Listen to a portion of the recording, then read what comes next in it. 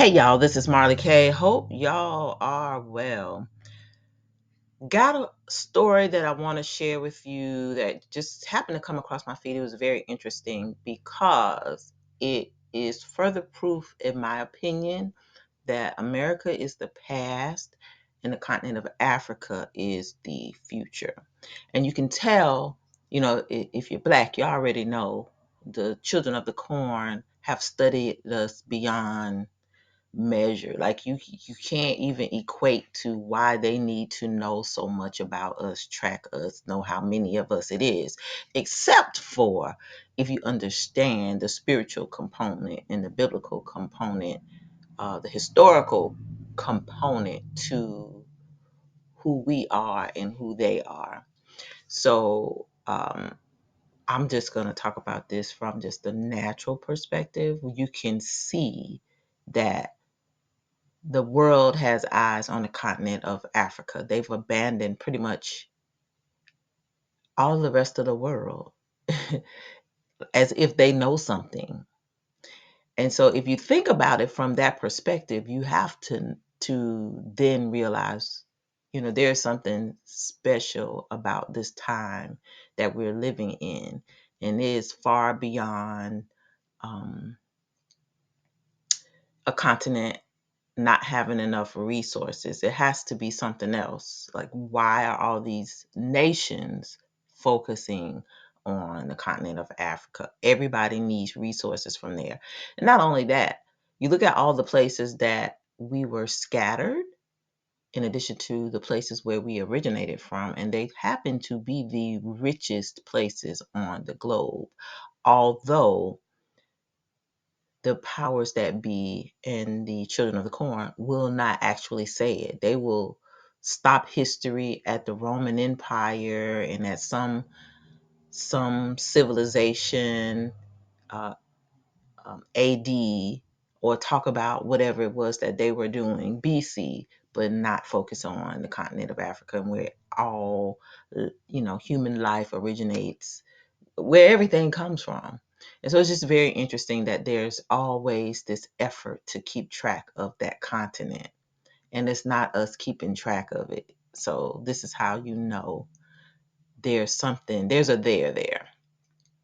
So this website, Visual Capitalist, I don't know anything about it. I never heard of it. I don't even know why this story came into my feed, but I wanted to read it. And when I did, I was like, oh, they are really into this continent.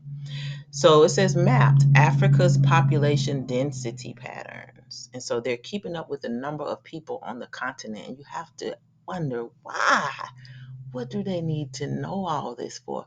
Why they ain't keeping up with all the children of the corn over there in Europe and in Canada and where they are, where it's cold and wet and nothing's there. But they want to look at where we are.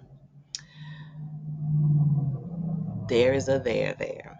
And I apologize for the noise. I have my window up, so it's kind of loud. So just disregard. I apologize in advance, but I need some fresh air. Okay, so this is a visual map. So it says population patterns in Africa. The world's second largest continent is a vast and varied place. Here's where Africa's 1.4 billion people live.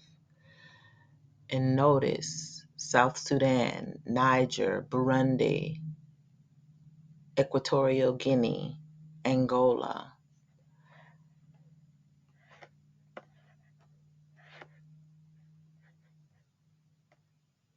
I didn't mean to turn off the map. Okay. So, and I'll put a link to this in the description. So the top countries in Africa are Nigeria, 211 million, Ethiopia, 118 million, Egypt, 104 million, the Congo, 92 million, Tanzania, 61 million,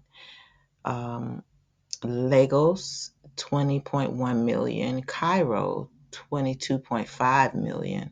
So there are lots of people on the continent of Africa. Okay, so it says this was originally posted on their Veroni app. So I'm not going to go through that. So it says Africa, the world's second largest continent, spans over 30 million kilometers, home to not only the world's biggest desert, but also the second largest tropical rainforest, and of course, approximately 1.4 billion people. This infographic, we map out the continent's population density patterns, is a prime example of how humans congregate near fresh water and edges of natural obstacles. So you see how they are watching where people live. They're constantly keeping an eye on resources, natural resources, resources that the Creator gave to us. That's what we're supposed to do, live near water, right? The population density data comes from the gridded population of the world data set created by the Center for International Earth Science Information Network, hosted by NASA. Socioeconomic data and applications. Like, I just have a whole problem with this. But anywho, I'm not going to even get into it. If y'all know about NASA and who used to work for NASA, Operation Paperclip, you understand what time it is. So we always should be afraid. Black people, African American people, African people, Afro, whatever you want to call yourself, you should be afraid when the children of the corn are looking at you. And then they're telling you that they're looking at you. We need to understand they're always looking at us and we need to be concerned. So it says Africa's second largest economy, Nigeria, is also the most populous. More than 220 million people live in the diverse West African country with 250 ethnic groups speaking more than 500 different languages, and the nation is only growing. By 2100, it is estimated that the Nigerian population could be more than threefold its current size at nearly 800 million residents, becoming the second most populous country in the world. And notice this is one of the places where a lot of the digitalization and a lot of the UN's sustainable development goals, the SDGs, and WEF's plans are being implemented. So it's no mistake where these people are starting. And it's always tied to us. So we just need to always understand that everything is about us. So it says across the continent, along its eastern side, Ethiopia is the second most populous country on the continent. Unlike Nigeria, which has nearly 20 cities with at least 500,000 residents, more than three-quarters of Ethiopia's 127 million people live in rural communities. Ranked third is Egypt, in the North African country, in the top five by population. The Democratic Republic of Congo comes in fourth at 102 million, with Tanzania 67 million coming in at like top five. So they talk about the fastest growing countries. Now, check this out. In the year 1900, Africa accounted for 9% of the world's population, and that's only because they killed off so many people down there. They don't tell you that part. Currently, its share stands close to 18% by 2025, next year. The IMF, the International Monetary Fund, expects 1 in 4 people in the world to live in Africa and says the continent's demographic transition has the power to transform the world. To me, that says we coming over there to kill, steal, and destroy children of corn. That's what they're thinking, and that's what they're already doing. And it's not just them; it's other nations too. All we people don't really see what is happening because they don't really talk about it a whole lot. But we all need to be very aware that what's going on over there is no joke. It is going to be real serious soon, and a lot of innocent people are going to be displaced and unalived because there are too many people on earth. And they're telling you that, hey, there's a lot of people there. So we already know what the agenda is. And I don't think that they're looking by, just for the fun of it. So it says in South Sudan, the world's newest country, the population is growing at nearly 5% every year. Now, notice they keep talking about how everything is growing. Nobody's talking about Western nations, European nations, because those are where the children of the corn live, and they are not producing people. So this whole migration, focusing on the Black people who are growing while the other people are not growing, there's a theme here, and everybody else, I hate to say it, China and Russia, they also have issues with birth rates. So everybody's looking to yoke themselves to African people of African descent, because our numbers are not decreasing, we're increasing. So you have to keep that in mind. While no other African nation is quite matching South Sudan's population growth, several of Africa's poorer economies are posting an annual population increase of more than 3%, including Niger, Burundi, and Chad. So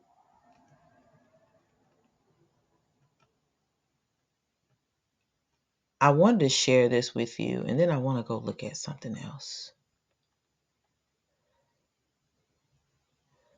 I want to see, and you can see this site. They track all kinds of stuff, but it's visual capitalist, so it's all to do with money and resources. So it's very disconcerting that they look at people from a capitalistic perspective, like they're targeting certain groups of people. So here, this site, and I want to go to this because I don't know anything about this site, but I just want to see just how little they give you. So it says making the world's information more accessible. Every day, a staggering 2.5 exabytes of data is generated, making our world increasingly difficult to understand.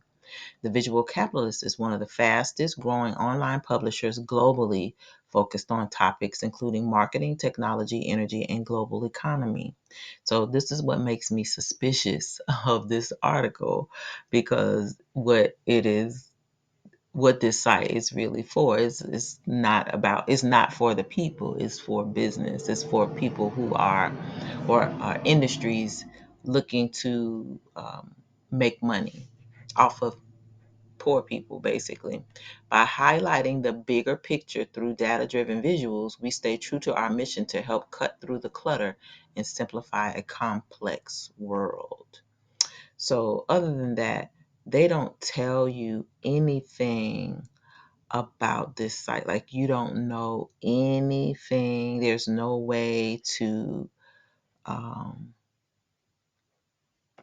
find out any information about who works for this company.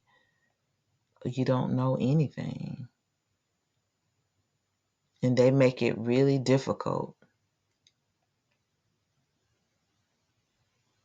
So it says okay, so maybe we are getting somewhere, and I'm at the press center.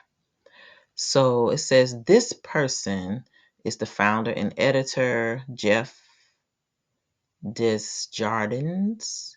He has been quoted by all these major magazines. He regularly speaks around the world. They don't really give you nothing about him, though. Has published 2 books, Visualizing Change and Signals, the 27 Trends Defining the Future of Global Economy. So clearly he must be a globalist, and he must be a part of this agenda. So it says he regularly speaks around the world, covering stories, whatever recently, but they don't tell you who he is. So it says he had keynotes at the World Government Summit. Look at that. The New York Federal Reserve and the Miami Exchange ETF conference. This is very interesting. So you don't know who this person is or why he is,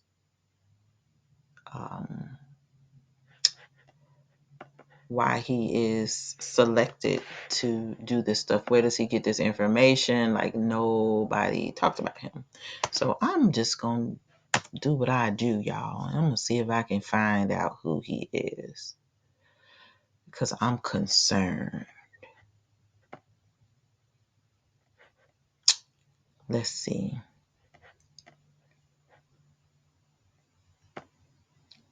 LinkedIn. See something about the World Economic Forum. Wait a minute.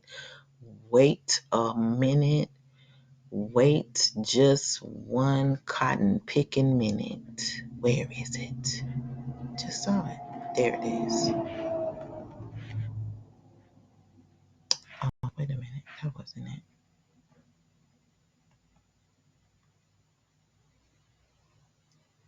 Oh, that was on his profile. I don't know how I missed that. Oh, this is what I was looking for. I don't know what this website is either, but it's basically the same thing. He's been quoted or featured on Business Insider, Forbes, CNBC, Market Watch, The Huffington Post, the World Economic Forum, and Fast Company. So let's see what he's written about. Solar energy, metal alloys, mega factory,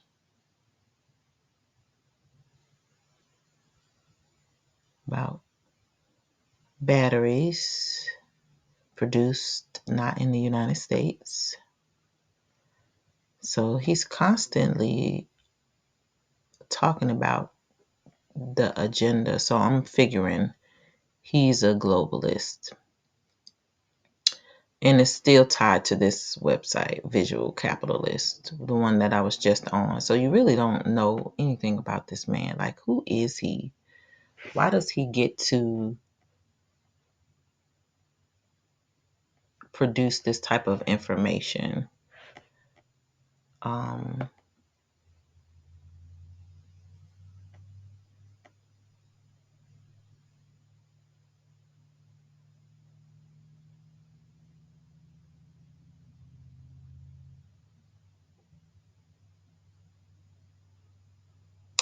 This is very interesting. He's into futurism. I see. I see. I see. I see.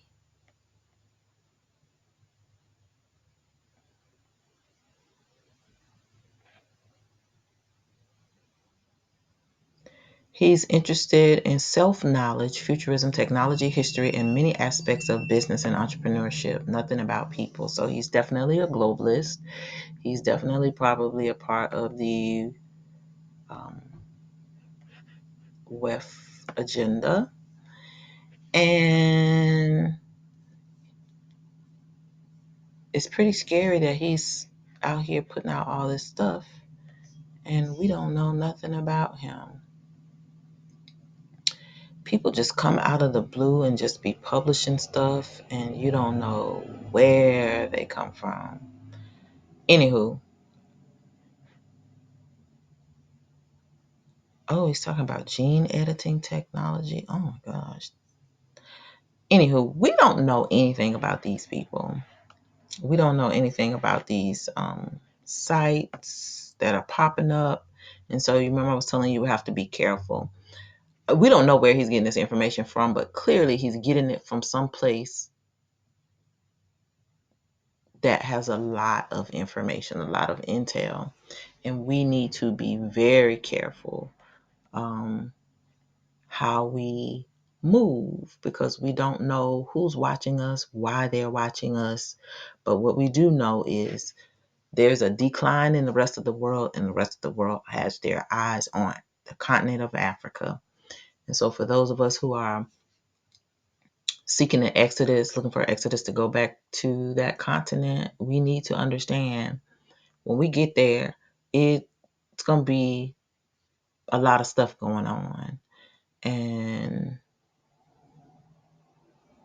it's just an interesting time to really look at how the world is shifting away from the United States and the rest of the nations in the continents to focus on Africa. So don't sleep on that continent. Don't just ignore what's going on there. That is the future.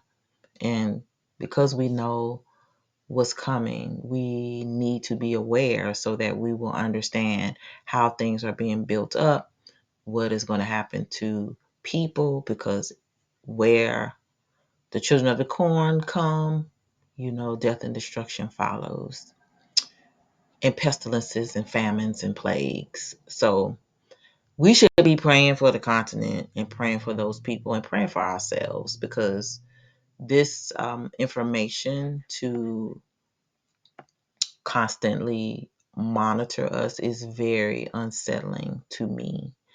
And I feel like this information didn't come out by accident. It's being put out for a reason. I don't know who's looking at it. I don't know who this person is. I don't know what the agenda is, but there's a reason. So I just want to talk about it, just to be on the record to say that I did speak on it, but I'm also watching. I'm already watching what's going on the continent, but something is going on. And this article didn't come out for no reason. So in any event, y'all keep prepping, keep praying, keep seeking the Most High. Um, Watch out for these children of the corn publishing stuff about us. We don't know why they watch us. Well, we do know why they watch us, but their fixation with us is very unsettling. And most people don't pay attention to how much we are studied, how much we are watched, and how many nations participate and benefit from resources and places and spaces that we're in. So you need to always think these people are not our friends. They don't have our best interest at heart. And they will always, always, always be looking for ways to exploit us. You can look at how they talk. They never talk with our concern or our needs in mind. It's always about a dollar. And so if you understand that and you live your life understanding that, you will try to be a minimalist and not participate in anything that this system has to offer, because it's just never going to end well for us. All right, y'all, this is Marley K.